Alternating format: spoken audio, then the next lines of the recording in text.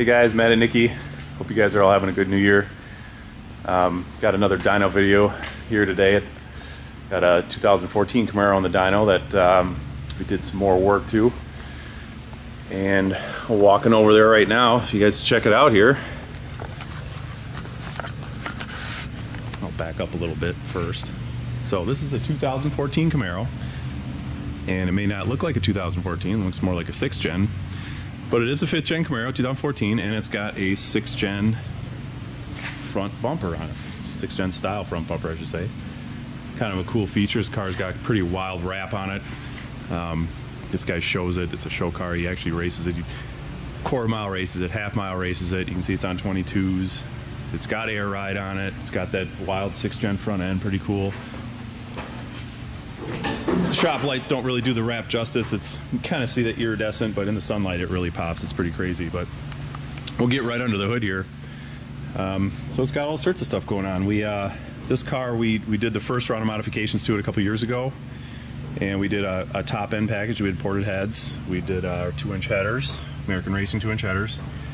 So it's got our billet valve covers on it with our coils, our coil stands, and our plug wires.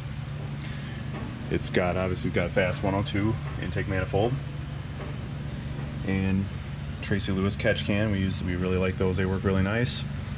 Like I said, ported heads. Obviously the intake's got a Nick Williams 102. This car also has our small VVT/DOD cam. So that camshaft is designed around retaining the DOD lifters and the VVT. So it's a pretty small duration cam, nothing too crazy. We low lift, 500 lift, half-inch lift to be able to maintain those DOD lifters. Now, when we got into this car, there was another decision made when we had the car apart the first time around, and we ended up putting our ported heads on it and replacing the lifters with LS7 lifters. So, but we retain that small cam, so it's kind of a little bit of a different combination for us. We normally don't do it like that, but while we had the car apart, the owner made a decision on changing out some of the other stuff, and so we went and did it that way, and we decided just to leave the cam and see what it did, and we were pretty happy with it. It made 455 on the rear tire when it was normally aspirated. You can see now it's got that blower on it, Procharger. I'll get to that in a sec. But yeah, so we this time around he brought it back. When he had it here first, it didn't have that front bumper on it, but now it's got that 6-turn front bumper, and obviously this time around we added a Procharger. So D1SC, we did the black powder coat. Again, show car, he wanted some more, it kind of fits with the rest of the car, you know, with the dark wheels and the dark accents in the car. So we did the black powder coat on the car. And that's really all we added this time around, just that Procharger. We did a 425 pulley. Normally they come with a 4.5-inch pulley. And we did that 425 pulley on it. So front end, since it's got that 6th gen front end on it, we did a sheet metal intercooler with the big race blow-off valve. So normally that blow-off valve's not visible. We added that out. I welded a flange on, and you can see it popping through the grill. The owner wanted that to happen, so we made that happen for him. We also did a custom bumper support. You can kind of see it through the grill there. Tubular bumper support, Sean and I made that. The factory bumper support with that 6th gen front end, the 5th gen front end bumper support completely blocked the intercooler, so we did that instead. Open up the intercooler, let the air flow through it, and it looks pretty cool. So kind of get a shot of it there. Otherwise, this car, like I said, it's got our American Racing 2-inch headers on it. It's got our cutouts, our Nickey edition diverters. So we have really good luck with those. They're really robust. They can take the heat, and it steps down to a Corsa catback with a Corsa X pipe. So got a pretty good sound. And you can see my O2 sensor hanging down there. It's a wideband I use for tuning. So yeah, first round of tuning I did last night, and on 93 octane, this car is flex fuel, so we have an auxiliary fuel pump and a flex fuel sensor on it. So we can run 93 octane, can run E85, or any mix in between. So yeah, last night, I can bring up some dynographs here. Got it dialed in on the 93 octane, and that was our final from last night. So 687, 589.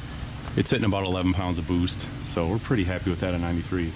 So this morning I came in, I drained the rest of the 93 out. I put 15 gallons of E85 in it. It's January here in northern Illinois, so we have about 70% ethanol right now. So we're about 68% is what I'm reading on the data logger. So we're gonna I'm gonna set this camera down and We're gonna do a couple pulls on it and see how it turns out on E85.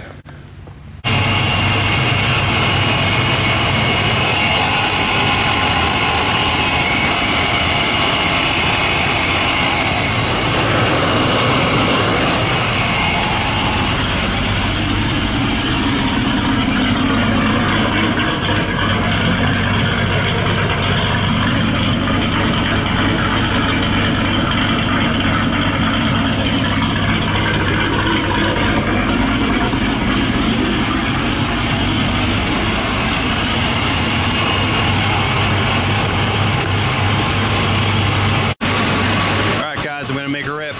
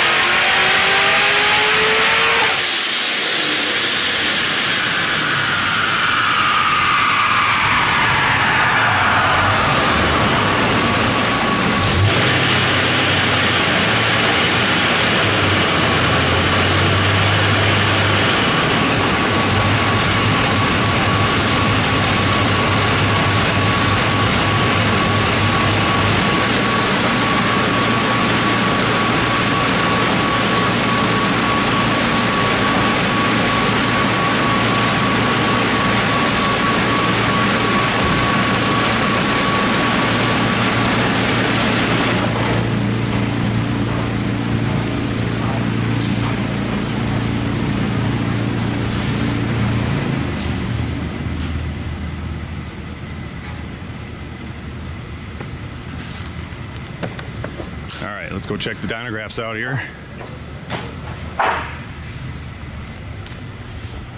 So I still got that 93 pull, and then laid over the top in the red is the 85 pull. So you can see 725 and 611. So that's a pretty good gain. I could probably go a little further on that. There's probably another degree or two of timing left, but we're gonna leave it real conservative just for the sake of the trans and the stock bottom end. We don't like pushing the LS3s and L99s super hard. He is going to half-mile race it, quarter-mile race it, so it is going to get leaned on. So we like to be a little conservative on them, and that's about as far as we'll take them, especially on an automatic car. But yeah, we're really happy with that, and that should rip pretty good. So until next time, guys, we'll probably be back in the dyno in a couple days. We got a couple more projects coming down the pipe here. So until then, thanks for watching.